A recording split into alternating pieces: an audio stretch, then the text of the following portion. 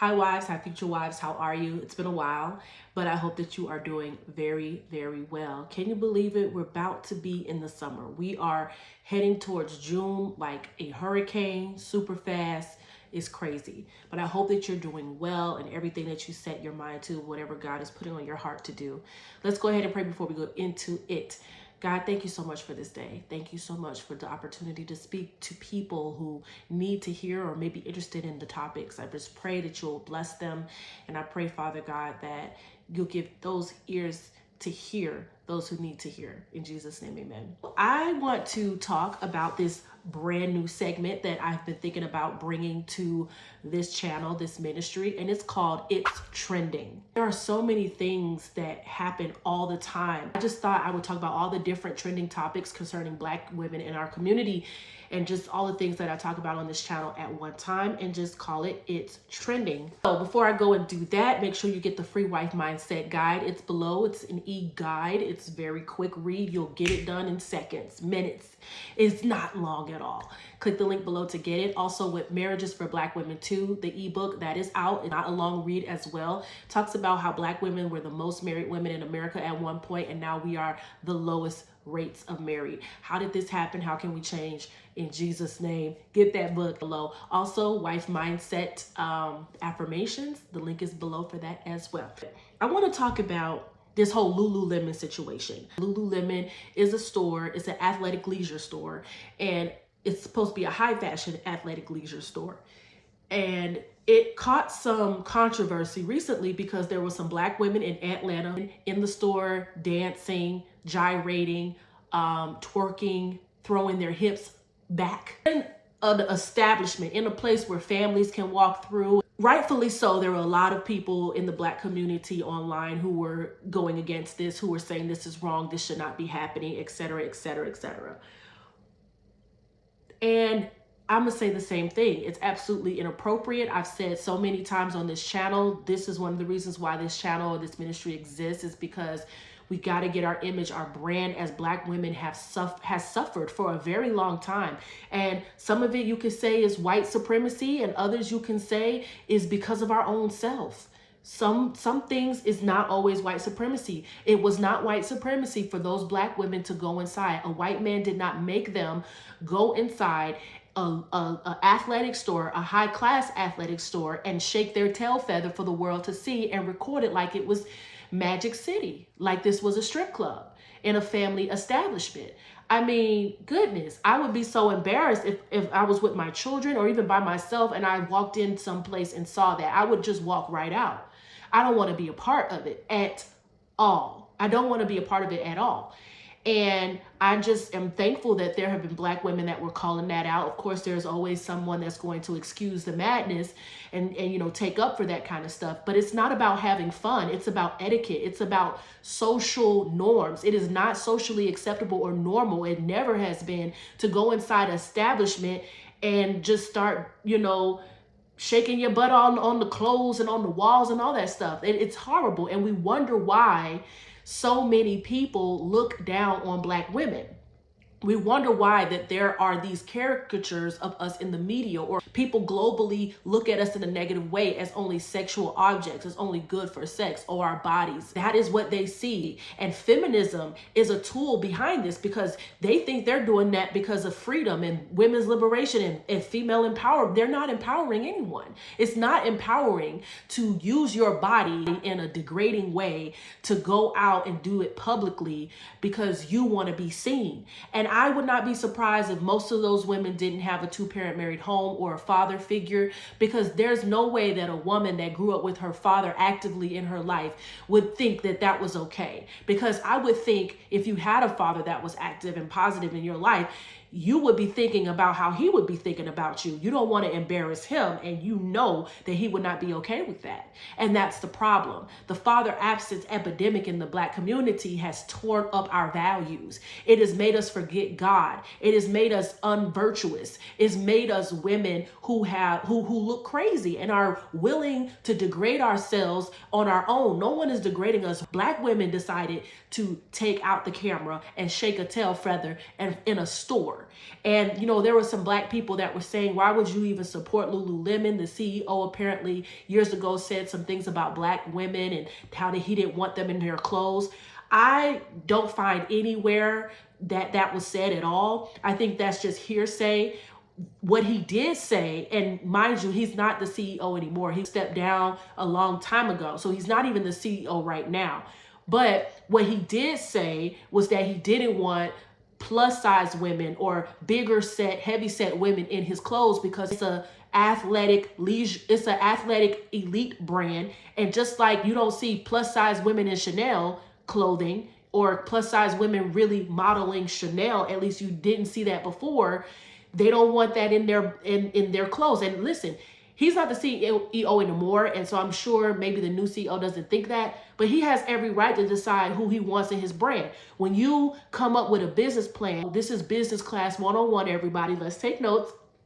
You're supposed to know your target brand, your target market, who you want to market to. And it's usually not everybody. You might say, I want black women 18 to 35. Okay. Or I want high class black women to 18 to 35 or 35 to 40. Like, you know the type of brand. You might say, I just want children that live here or that live there. When you know your niche and you know who you're talking about, that is what sets your business apart. And so he has every right to say, I do not want plus size women in my brand. Now, I don't know why people thought he was talking about black women. He never mentioned black women. Could it be that black women statistically are more overweight than any other race of women? And so maybe some black women took that soundbite or took what he was saying about plus size women and attributed it to themselves because we are bigger than other races of women.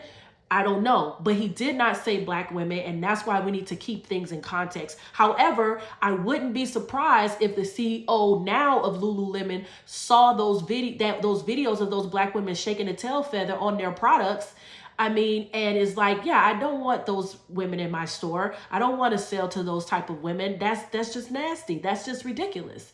This is a brand of class, and I don't want that in my store or representing me and wearing my clothes. And so we have to understand that sometimes the stereotypes that's out there for black women is brought about ourselves. And we can't always blame anyone else for that. And this is why, and I've mentioned this in my book, Marriages for Black Women Too, you know, there's a lot of dating experts and people that say, you know, black women are the least married demographic of women. And so they need to start dating white men. Leave black men alone. They're not doing this. They're not doing that. So let's look at white men. Let's look at other races of men. But I've always said that you can be interested in those men. You can say, yeah, I'm gonna date a different race, but do they want to date you? And there is conclusive statistical evidence and studies that have been done that shows that men of other races do not think of black women as wives, as serious committed relationships. They think that they're sexy and they have maybe nice bodies or whatever, but they're only good to mess around with. That's it. They see black women as sexual fetishes or something that needs to be fulfilled, but that's it. And some don't even see it like that at all. They don't want nothing to do with them. There's lots of evidence. Click the link in the bio, Marriages for Black Women Too. It goes about, you know, is it easy for black women to say we want to date interracially or we want to marry interracially? We may want that, but do they want us? Do they want us around their family, their friends? Can we go to them to a business dinner or wherever they may want to take? Are they going to be embarrassed by our behavior or what people think about us? We have to understand that we have contributed a lot to the negative stereotypes. And unfortunately, there are a lot of men of various races who do not want to be with black women seriously because of that type of behavior in Lululemon. And it's not the first. We always see these videos of some black women, you know, acting crazy in restaurants, beating up people, fighting on the streets, you know, not paying for their orders. There was a story of these two women beating up the waitress at a restaurant because she wanted them to pay or they didn't give her a refund, something like that. Terrifying attack caught on video as two women beat a server at a Mexican restaurant in the city's Pilsen neighborhood. WGN's Julian Cruz live tonight in Pilsen with more on the investigation. The owner of the restaurant where the attack took place says that his 23-year-old waitress suffered a broken finger, bruises, and cuts during Saturday's disturbing incident. y es por eso que estamos. That's why we're supporting her 100%, says restaurant owner Carlos Garcia, hoping his store surveillance video, provided to WGN News, leads to a pair of unidentified female suspects being searched for by Chicago police. The trouble starting about 8:30 Saturday night, police say, on the 2100 block of Cermak. Tacos. They arrived and ordered 6 tacos to go, Garcia says, and several margaritas. The restaurant owner, who wasn't there to see the violence, alleging the patrons ordered, paid, and took their food, returning a short while later to demand their money back, even though Garcia says there was only 1 taco left in the bag, and that's when the alleged attack started. And it's just like, we have become known as banshees and not as classy, elegant ladies and virtuous women. And this is one of parts of the reason, and I know it's not all Black women, but I'm saying like so much of this behavior has become to define us. You know, another situation is Black fatigue. I don't know if you've been hearing this, but Black fatigue was a book written by this Black woman back in the day, and it was supposed to be, her definition of the word was Black people getting tired of white supremacy and all of the roadblocks that it brings us as Black Americans. However, recently there has been a resurgence of the word Black fatigue, and now you are seeing mostly Caucasian people online talking about their disdain for the Black community. They are starting to feel Black fatigue. They are saying they are over the talks of struggle, racism, white supremacy, slavery. They are over all of those talks. They're done with Black victim mentality or victimhood. They're tired of Black people acting crazy in the streets, you know, doing stuff like I mentioned in the Lululemon store, you know, twerking up a storm, just being crazy and acting like we don't have home training. And now the new definition of Black fatigue is basically any race of people who are tired of Black people. And it's so funny because there's even videos of Black people themselves saying that they're tired of Black people. And Chris Rock, he used to talk about this. He said there's a difference between Black people and ends. And ends have got to go. That's a famous bit from his 1996 special. And that's always been so funny to me because we know it's true as Black Americans. But the reason why I'm bringing up this Black fatigue is that it's increasingly becoming that other races of people don't want to live among us. They don't want nothing to do with us. They are tired of us. They are sick of the foolishness. And you may say, well, that's some of that is just bias and discrimination. Okay, but then how do you explain twerking in Lululemon and random fights at restaurants sometimes, and some of this stuff that you see online, or, you know, being afraid to even talk to Black people or whatever because, oh, is someone going to get hurt? Is someone going to get, you know, punched in the face? Whatever the case may be. And so we do have to understand what the other side is saying, what they are saying about us. And regardless if you believe it's right or wrong that they may be feeling Black fatigue, you have to understand that so much of the stereotypes in the media and the terrible characterizations of Black people and Black women and Black men, even Black children, is not helping us. These negative stereotypes and these negative, you know, narratives and the way we act sometimes and come off sometimes to people can be rude and can be ridiculous. And now there are people increasingly starting to say, I don't want to deal with Black folks. I don't even want, and that's not good because we need to be united. If we can't deal with each other, how are we going to grow? If we can't deal with our brother or sister from a different race or background, how are we going to grow? Okay. And you could say, well, we could just focus on the Black community, but have we done that? We have not done that. We have not done that. We haven't built solid homes and solid families and solid children and solid, you know, academics. We haven't built that kind of stuff. So we do still need each other. And so we have to understand that we as Black women and Black people are contributing to the negative stereotypes and characterizations of us, to the point where there are some people that are saying, I don't want nothing to do with y'all. Okay. And then who do we blame? We don't have anyone to blame for ourselves. So we really got to think how we are presenting ourselves to the world. Now, another thing I wanted to talk about outside of the Lululemon thing is I posted this on the community page. And I was talking about there was this statue, a 12-foot statue that was erected in New York City of a Black woman who was overweight. And she had a scowl on her face, hand on her hip. And the comments about her were just crazy. I'm not even gonna lie, I was laughing at some of them. this person, this statue was of a random person. It was a figment of this artist's imagination. The artist who came up with this is a British man who is black, and rightfully so. I was so happy that it seemed to be a lot of black people online that was not happy about the statue and how it made black women look. And I talked about that on my community page, but despite her attitude or her frown or how she was standing, how she was dressed, or how much she weighed, it just was interesting to me that someone across the pond was able to depict, like, when they found an image of black women, that is what they thought of. Again, back to the Lululemon thing, back to the whole black fatigue thing that I was speaking of earlier, back to the negative characterizations. You have a black British man who said that when they thought of a black woman, that statue, that picture came to their mind, because clearly of all the negative black American female stereotypes, of all of the media and everything that is characterizing us and how we are characterizing ourselves. That is what he thought of. He didn't think of anyone elegant, classy, ladylike, virtuous, strong in the sense of they have a strong manner. They have strong moral character. But no, he thought of a stereotype. I mean, I was hearing comments like, that lady looks like she's on Section 8. That lady looks like she don't need a man. That statue looks like, she is upset because her McDonald's order didn't go through. Like, all kind of stereotypical stuff, right? And yeah, some of it made you chuckle, but it was like, this is also embarrassing. As black women, we should want to be represented better. And for someone across the pond to think this is what black American women look like and stand for should be a reality check for us.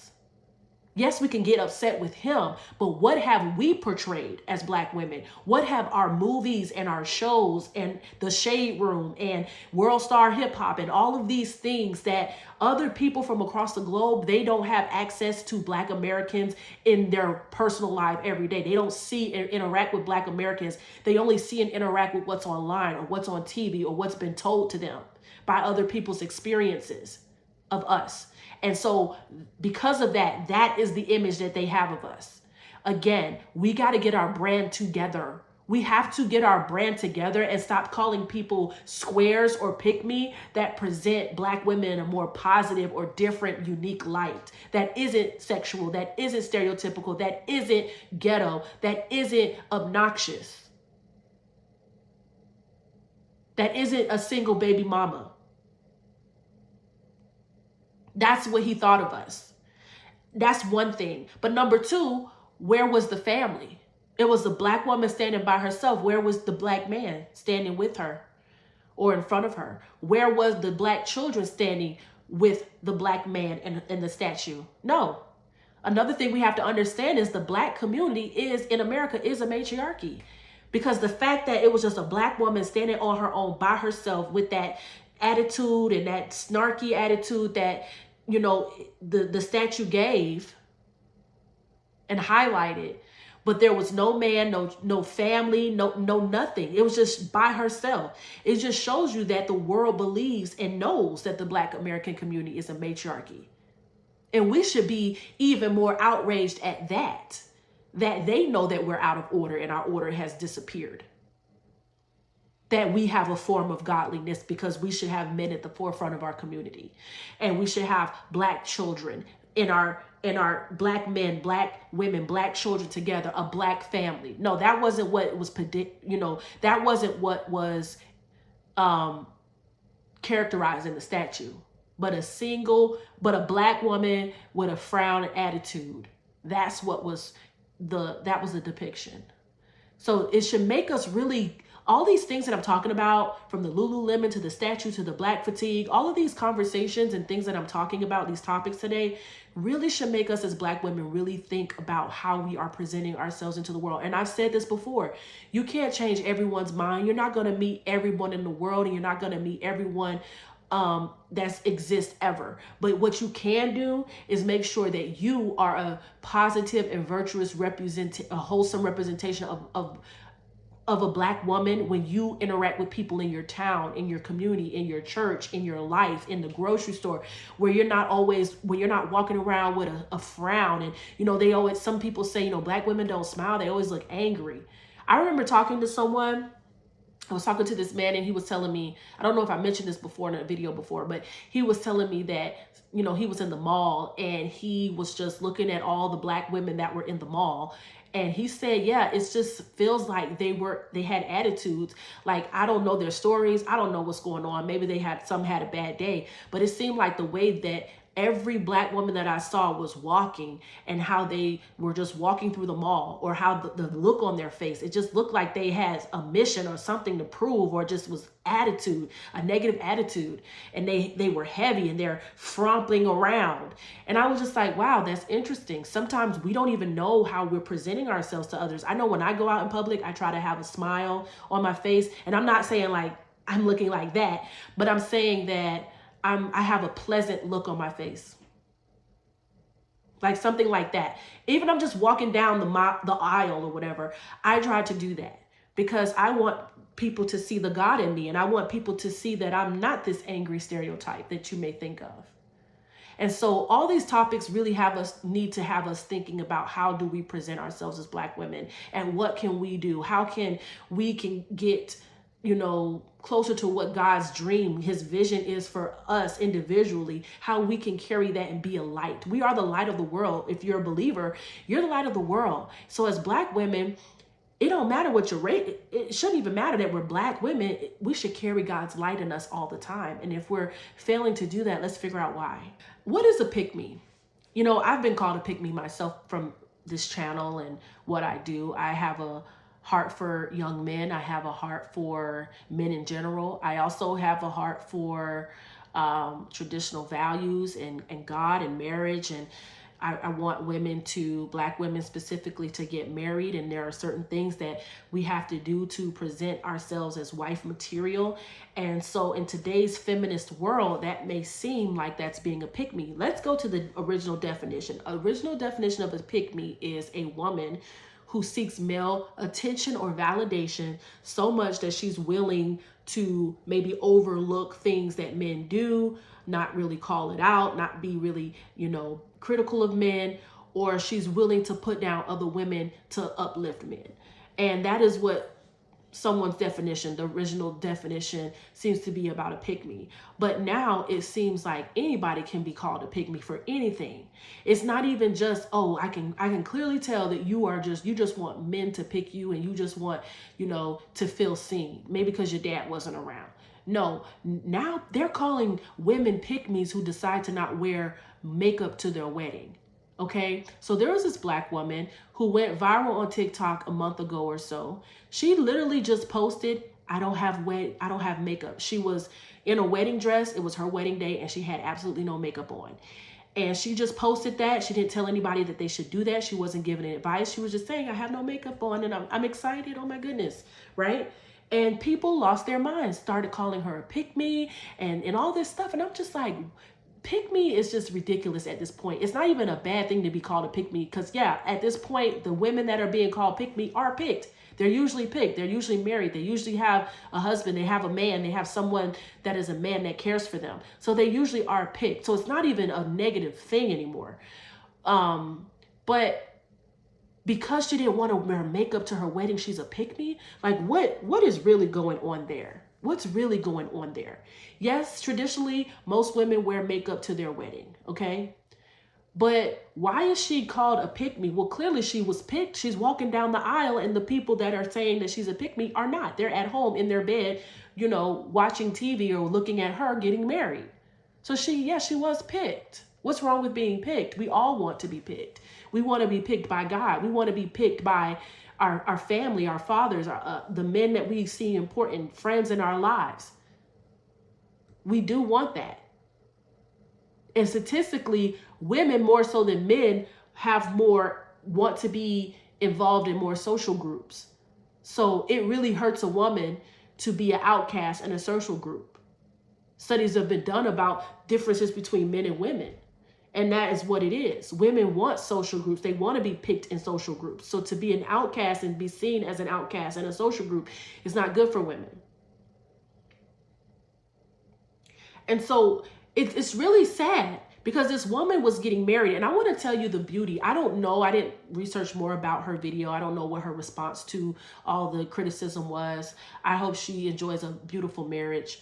I think she will, because studies show that the less your engagement ring costs and the cheaper your wedding is, the more likely you're not going to get a divorce.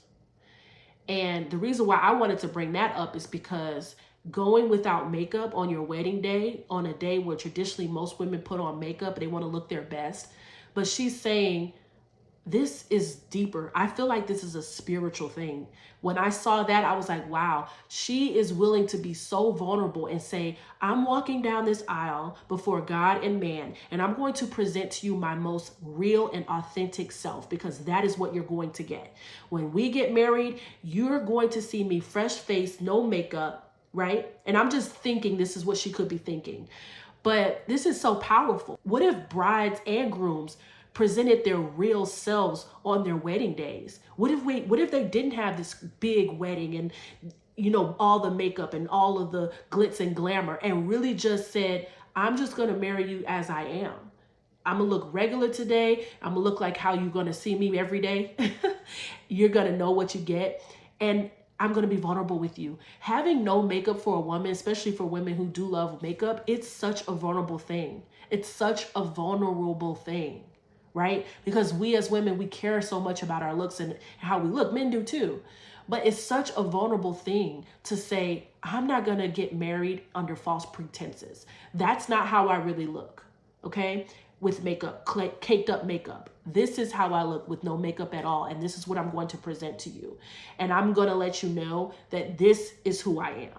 And we're in a culture that says they want authenticity, that says they want what's real. But when some people give you that authenticity and what is real, then a lot of people have criticisms for it and they buck against it and they're upset about it because they're just saying things because it's trendy and they're not really believing that.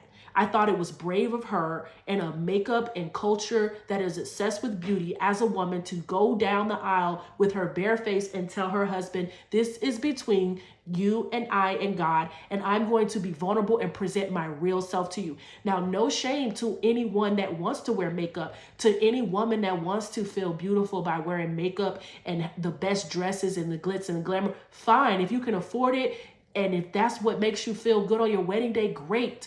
But why are we criticizing someone who didn't give any advice and say every woman should do it? She just said, I'm doing it. Why criticize her without even trying to figure out why she did it? And a lot of people are missing. They have so many voids that anybody that does something that is different, that is countercultural, they have to be called a pick-me, or they have to be called all crazy and weird names, because a lot of people don't know how to deal with those people. They're literally like the movie Divergence. We can't label you. We can't put you in a box. We don't feel related to you or relatable with you. So you're a black sheep, and you're diverging from what's normal, right? And I just think it's so spiritual and it's so vulnerable for a woman to do that. I don't think I would be able to do that. On my wedding day, I had makeup on. My hair was done, everything. And her hair was done and she had a dress on and everything. But it was something the Lord probably led her, and I'm not sure if she's a Christian, but something like, I really feel like the Lord may have led her to say, no, walk down without any makeup on, as I want you to be as authentic, because this is who you are and this is what you're giving to your husband, your authentic self. I mean, how freeing it must have been in her heart and her mind to do something so countercultural and tell her husband, I'm going to present to you my authentic face, myself. I'm not going to wear a mask, literally. But this is what you get. And this is what I'm giving you. And I'm going to honor you by giving you my best, by giving you me, what's real. I'm going to honor you, my future husband, by doing that. That's beautiful. And not a lot of women can say they've had that thought. I remember there was this one woman who was a worship singer, and she was doing an interview, and she said that she was always concerned about her looks. And so every time she was always on the platform, she would sing and lead all the songs. She always had a lot of makeup on. She loved makeup, and her face was caked up with makeup. She said one day the Lord told her to not wear any makeup. That one day she said, the Lord told me, don't put on any makeup. And she said, like, she felt so uncomfortable with that. She knew God was telling her not to do that, but she just didn't feel comfortable standing in front of people on the platform without makeup, right? And so she said she ignored the voice a few times. She ignored God saying that, and she just kept going on with makeup. But then one time, I guess the feeling it would not go away. So she said, okay, I'm going to go up this Sunday. I'm going to worship you, and I'm going to sing with no makeup. She said that was the most powerful worship session she ever had. She said the church was in shambles. She was in shambles. And she said God moved in such a mighty way that he had never moved before, because for the first time, she wasn't thinking about herself. See, when we're worshiping God, we're supposed to be worshiping him in spirit and in truth. We're supposed to be loving him and giving him our all. And sometimes makeup and certain barriers, certain outfits, certain things that we wear, we're not doing it for the Lord. The Bible says in everything you do it unto the Lord, right? Sometimes we're doing it unto self. We want to feel good. It's pride. Or sometimes we want others to look at us. Oh, look at that makeup. Oh, look at those new shoes she got on. Look at that. When people aren't really supposed to be looking at all of that, they're really supposed to be focusing on God. And sometimes our outfits and our hairstyles and our makeup, whatever, can be a distraction when people are supposed to be focusing on God, because people are looking up to you as a worship leader. They're looking to you and they're saying, oh, other women could be like, oh, she's wearing that. I want to wear that. We don't understand how that influences others. And I'm not saying you can't be fabulous and as a Christian, and you can't, look great and have makeup on. But I'm saying that sometimes, are we truly worshiping God if we're on the platform and we're really thinking about ourselves and not God? And that's why God told her to move that makeup, because it was an idol. It was an idol to her. She could not go and sing to God without her makeup on. That was an idol. And sometimes God will ask us to do uncomfortable things because he knows that our hearts aren't right. And so when she finally got the courage to remove the makeup, what happened? She was vulnerable. She was standing before God vulnerable. There was no mask. There was nothing. And her worship at that moment was pure. And she was able to worship and praise God with her heart and soul, with everything. And God really touched, right? And when she was giving the interview, she was wearing makeup in the interview. Okay. So God wasn't saying never wear makeup again. But in the interview, I noticed that her makeup was softer, more natural looking. It wasn't caked up. And she was saying that she used to have lots of makeup on when she would go into worship on the platform. And we're supposed to be focusing on God. And so if we're just doing everything to make ourselves look so great for man and not truly worship God, that's an idol and that's an issue. And so going without makeup, fine. I mean, I know for me, lately, when I first started this channel, I was always wearing makeup, always had a face full of makeup.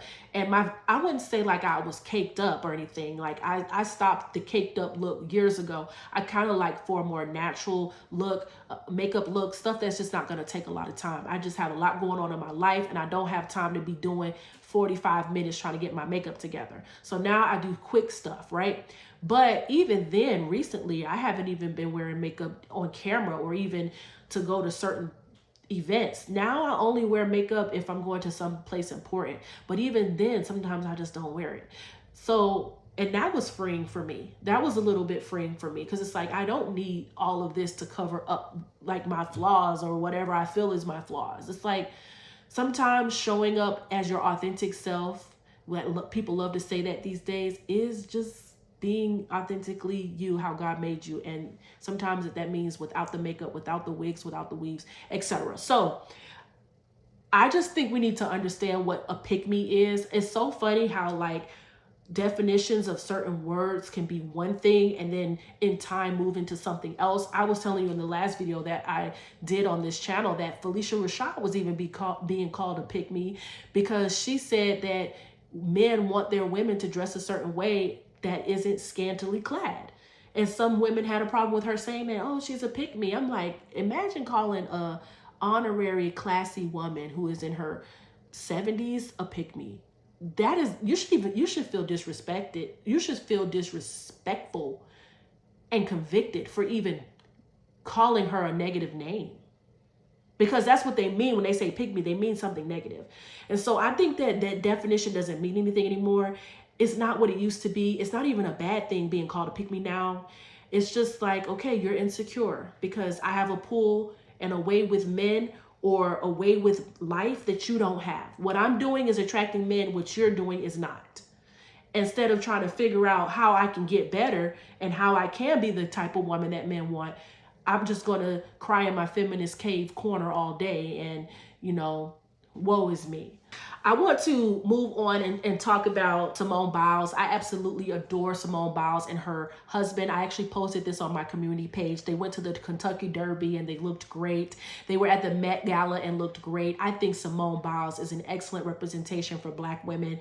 She doesn't have a negative representation. She doesn't have a negative reputation of sleeping around, dating, and hooking up with various people. She actually is class personified. She actually handles herself very well. She speaks eloquently. She dresses well. She carries herself well. I believe she is an excellent brand for Black American women and young women to look up to.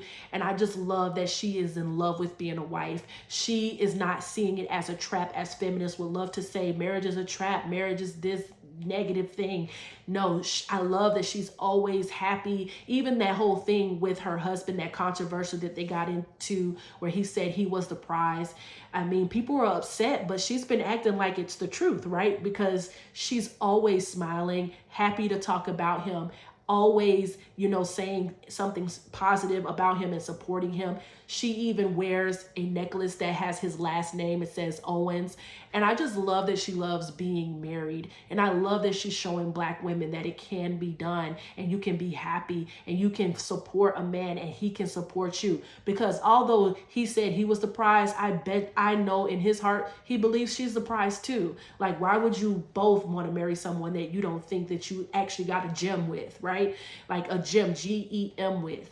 So I believe they both believe that they're a prize, but I just wanted to just put that honorable mention that I absolutely adore Simone Biles and her relationship. And she seems so happy and so fun loving. And she just makes being a Black married woman great. She makes it look great. And although the devil, because that whole thing about him saying that he was the prize, I knew that was going to be spin and people was going to go crazy over that, because what it is she's a positive example, a Black woman who's not casually hooking up and dating around or have a history of that, have any kids. She doesn't have any kids out of wedlock. We haven't heard of her being sexually promiscuous or anything crazy like that we see all the time with Black women in the media sometimes. And I knew it's like the enemy needed something to make Black women feel like, oh, marriage ain't all that. Marriage is, to make it seem like there's a crack in their system.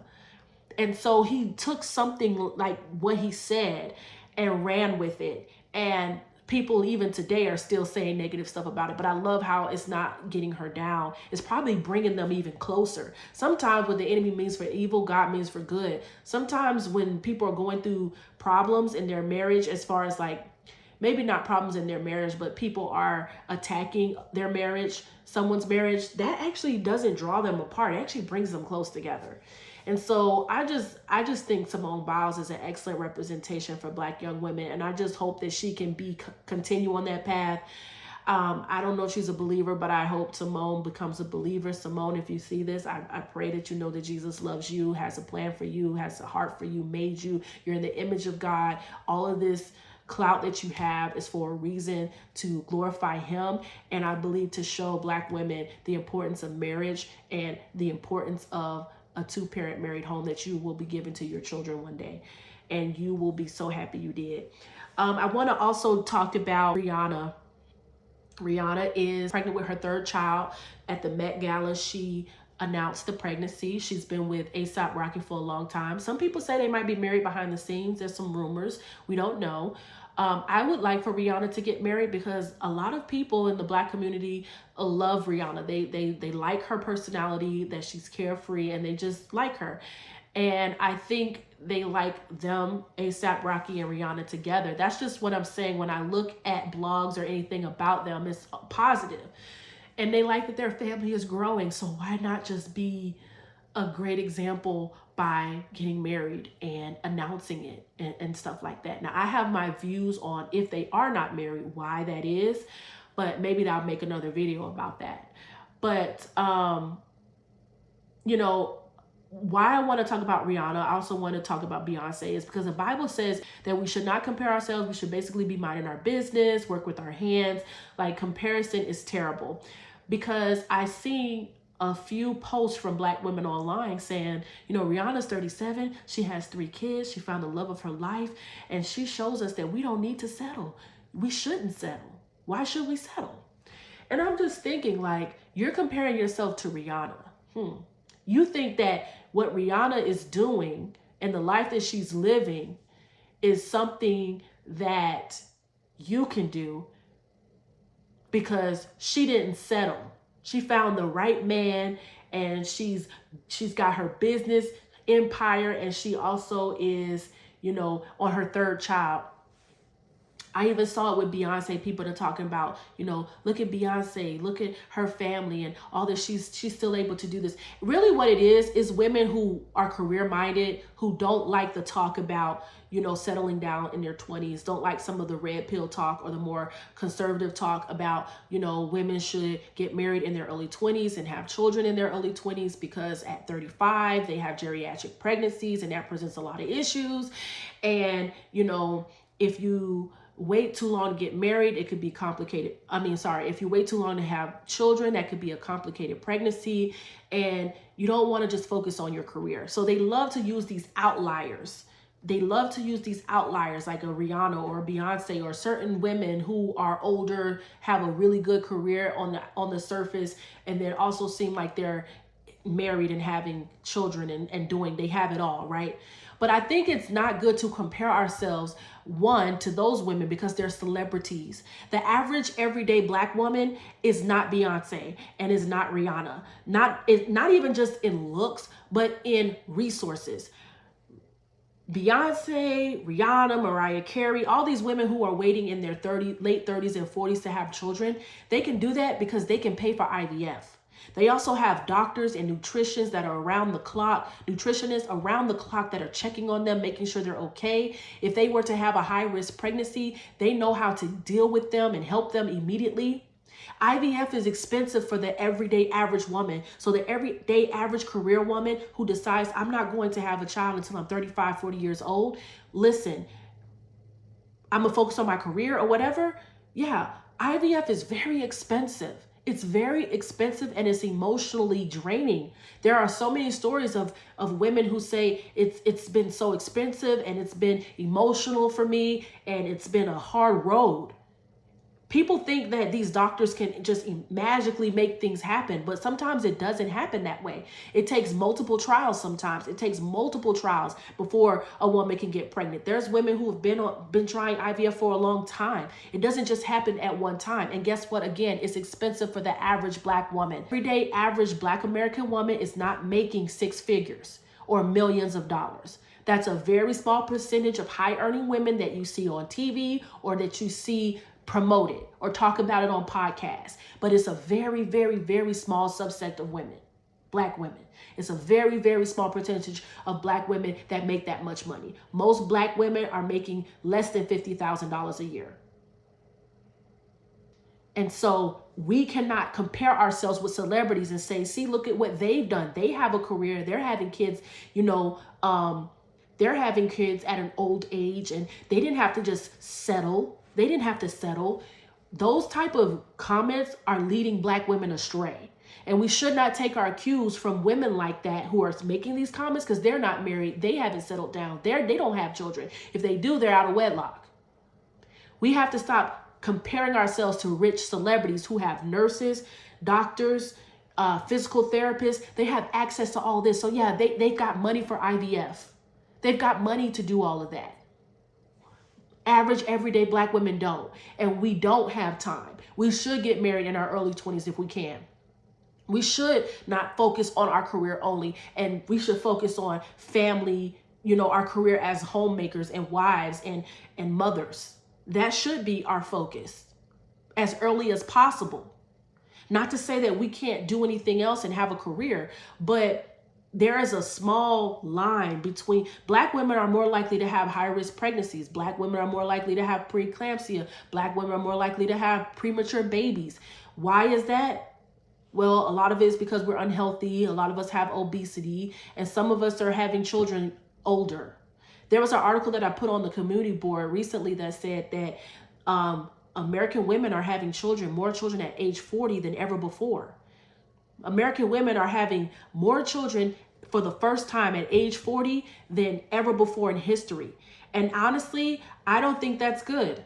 I don't think that's good because it is high risk. When you have children at an older age, your children can turn out to be special needs, Down syndrome, have health issues and complications. Also, it's also not easy for older women to raise children, toddlers and everything like that at age 40, 38, late 30s and up. It's not easy. And all of these women like Rihanna and Beyonce, Janet Jackson, they're having their children early, later in life. They have nannies, they have resources. They're not watching those kids. There's no way Rihanna could run a business empire. She has like 2 or 3 businesses, have a business empire and try to do music and be doing all these photo shoots and stuff like that and take care of her kids. No, she has nannies that are taking care of her kids. Janet Jackson has been on tour. She has a 6-year-old, 7-year-old at this point, 1 child, but she's in her like late 50s, early 60s, and she has nannies. Beyonce has nannies. That's why she's able to go on tour right now. Like, let's stop acting like their lives are comparable to our lives. The Bible says to not compare for a reason, because when we're comparing ourselves to celebrities, we're setting up false examples and false expectations that we don't have access. Regular, normal, everyday people do not have access to nannies, the best of the best. They got the best of the best. And even if some of their kids turn out to be special needs because they had children at an older age, they still have access and resources to the best of the best therapists, doctors, whatever, because they can afford that. Everyday average people don't always have that access. And so we have to stop comparing ourselves to those women. And we also need to realize and start prioritizing God and family again. We need to start getting married earlier. And if we're older, we need, as the Bible says, the older women teach the younger women. We need to start teaching these young women, hey, you need to get married. You need to start considering marriage. You need to start considering, family planning. You can work a job, but you need to consider marriage. Your job, your career, your business idea, all that stuff is not as important as you being a mother and being a present mother and a wife. Okay? Because we see what has happened with the opposite. We have seen what has happened when Black women aren't married or having children out of wedlock or having children later in life or focusing so much on their career. It's not always rainbows. And so we have to get out of that, and we can't keep encouraging women to just focus on their career and also focus on these celebrities who don't live the same type of lives that everyday average women live. Last thing I wanted to talk about is Tyler Perry. Tyler Perry has this new series coming out called Divorce Sisters. I talked about that on my community page. It's absolutely ridiculous. I mean, Tyler Perry, I haven't really watched his new stuff. I kind of, after like Madea Goes to Jail, the movie, I prefer his older stuff and his older movies. And there's a few movies that he's done in the last 10 years, like the Jazzman's Blues. I thought that was a decent one. But for the most part, I kind of just stay away from what he's doing now. I feel like it's lost the original intent and of what he used to do and his motivation of spreading the gospel. Divorce Sisters, I'm just like, I heard somebody commented on the movie poster or the series poster, what about Happily Married Sisters? And I just feel that, I'm just like, I'm not here to criticize Tyler Perry at all. People have already criticized him enough or praised him enough. They said, I think he's actually a good thing for I think he's been great for Black America, but I do think that some things haven't always been great. I'll say that. But Divorce Sisters, the reason why this bothers me is because Black American women have the #1 divorce rates in all of America. Black women in America are more likely to be divorced than any race of women in America. And this just plays into the statistics and the stereotypes and the generalizations and the actual facts It does that. And I'm sure there's going to be redeeming qualities of the show. I'm sure the show is going to be about how divorce doesn't have to end you, and how maybe some couples will get back together after they went through their divorce. Maybe some women, they're trying to show women like you don't have to, lay down and be depressed. You can get back up after a divorce. But I'm just like, can we just have shows and Black women represented in a positive light, where they are happily married sisters, where they are enjoying their marriages, where they are enjoying motherhood, where they are enjoying and they're around other women that enjoys that. So there are statistics that say, okay, these are divorced sisters. So all of these women in the posters, 5 of them, I'm pretty sure they're friends. They're connected by divorce. Maybe it's a support group. I don't know. But there are statistics that say that your life is going to end up like your closest people around you, like your friends, basically. So if there are people in your friend group that are getting divorced, it's a high likely chance that you'll get divorced, okay? And these are statistics. You can look it up. It says this. If you have a lot of people in your group that's poor, like most of your friend group is poor and not good with finances, you're going to be the same way. If most of your friend group is good with finances, you'll level up as well. If most of your friend group is mostly married people, you're more likely to be married. And if they're happily married, you're more likely to be happily married. And if they're divorced, you're going to be divorced. And so it's just not good, and it's not accurate to make it seem like there's some redeeming qualities from being divorced when you have a whole support group, a whole collection of these 5 sisters going through divorce.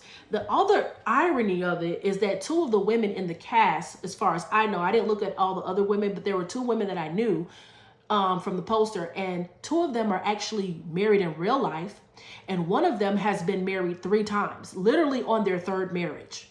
Literally. But I definitely believe in speaking things into existence and reaping what you sow. I do believe those are biblical principles. And I just don't feel comfortable as a married woman. I just don't think I would feel comfortable playing the part of a divorced woman.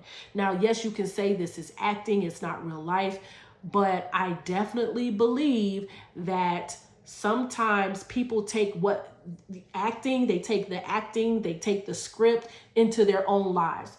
It's kind of like when I used to watch Love and Hip Hop way back in the day, the first season, I was in high school. It's been on that long.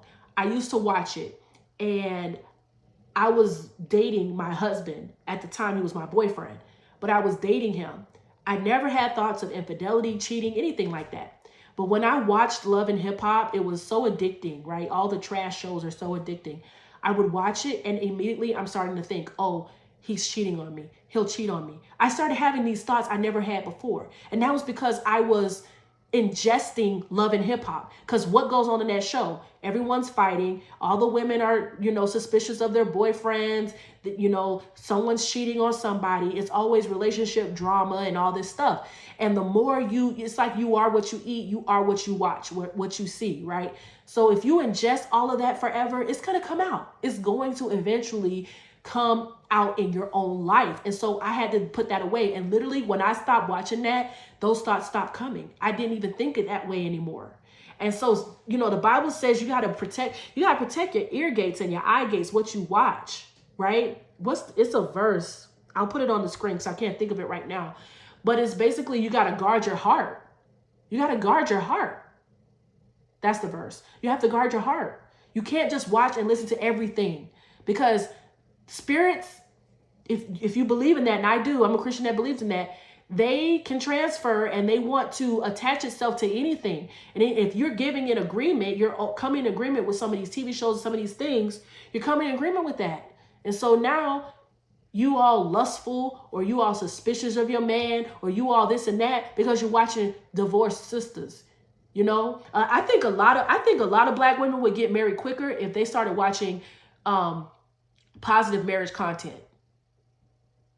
If we are so focused on watching trash TV and Love and Hip Hop type shows, Real Housewife type shows where everybody's relationships is in turmoil, and that's all we watch and consume, podcasts about bad relationships, if that's all we watch and consume, no wonder our minds are messed up and not ready for marriage or wifehood, or we're suspicious of men all the time, because we're watching things that give us spirits of suspicion. But I can guarantee if you challenge yourself for 30 days to watch positive marriage content or content of positive families or whatever. Like completely just leave the trash TV for positive TV, positive movies, positive things about marriage and positive things about men and positive things about relationships. It will switch your whole mindset. And now, instead of you having like, you know, your suspicious, you inspect the gadget thinking every man is going to take advantage of you or thinking marriage is terrible. Now you're like, oh, wow, I want to be married. I want to be like that. Switch up what you're watching, okay? And so with this whole Divorce Sisters, I'm not going to watch it. I haven't watched the original Sisters or Brothers or any of that stuff that has come out lately. I just think, though, this is just ridiculous because it just continues on the stereotypes. So I think we need to start pushing marriage positive content. We need to start pushing marriage family oriented content for the Black community. We need our Cosby show again. We need our Family Matters again. We need our Fresh Prince again, where the patriarchs and the matriarchs were together and there were strong Black families, and we just need all of that. And so that's what I'm hoping to see. But anyways, God bless you. Thank you so much for tuning in. Have a blessed day, and comment below what you thought. Bye.